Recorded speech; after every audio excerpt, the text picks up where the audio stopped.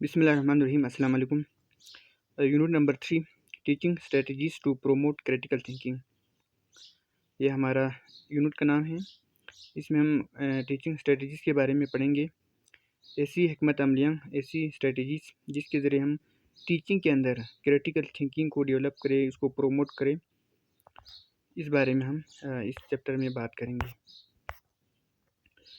Teaching and learning in 21st century. 21st century میں teaching اور learning اس aspect کو ہم دیکھتے ہیں. پھر ہم اس کے ذریعے کون سی ایسی اسٹریٹجیز ہیں جس کو ہمیں 21st سینچری میں ہمیں اپنانے کی ضرورت ہے ایز اے ٹیچر.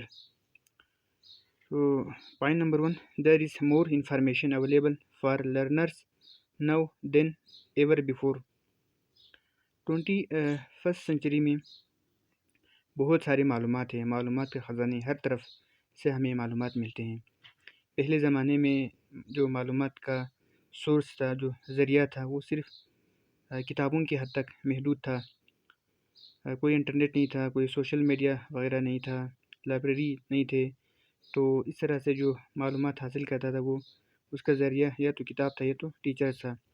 اور کتابوں کی رسائی جو ہے وہ بڑے لوگوں کے اور کچھ معاشرے کے اندر اسپیسیفک لوگوں کے پاس تھا. تو اس لیے جو انفارمیشن ہے وہ آج کل بہت زیادہ ہے. اس حساب سے the pace of social change continues to increase. جو سوشل چینج ہے، سماجی تبدیلیاں ہیں، معاشرے کے اندر ہر اسپیکٹ سے، ہر پہلو سے جو تبدیلیاں آ رہی ہیں وہ جاری و ساری رہے گا.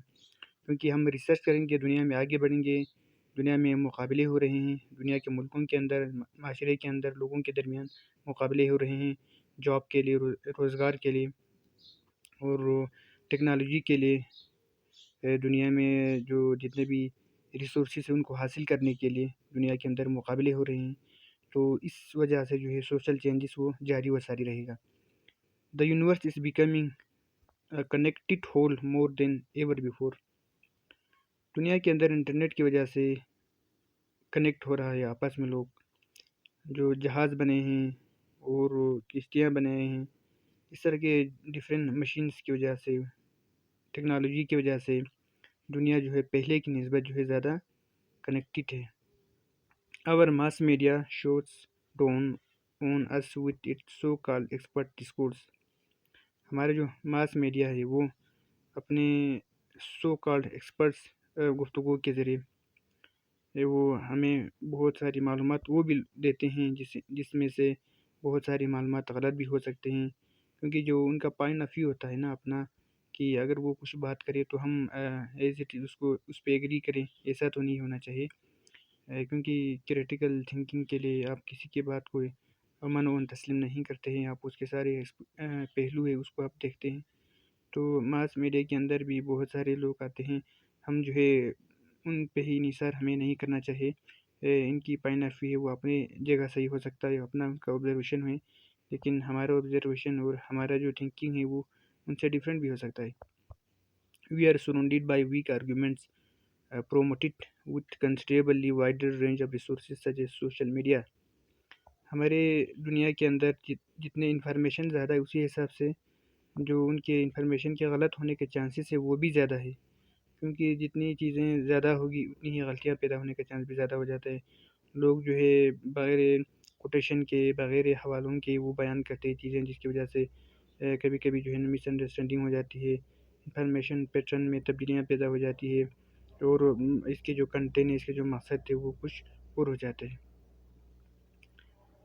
Students need to learn how to manipulate and process information more than just check to see how full their knowledge bank is.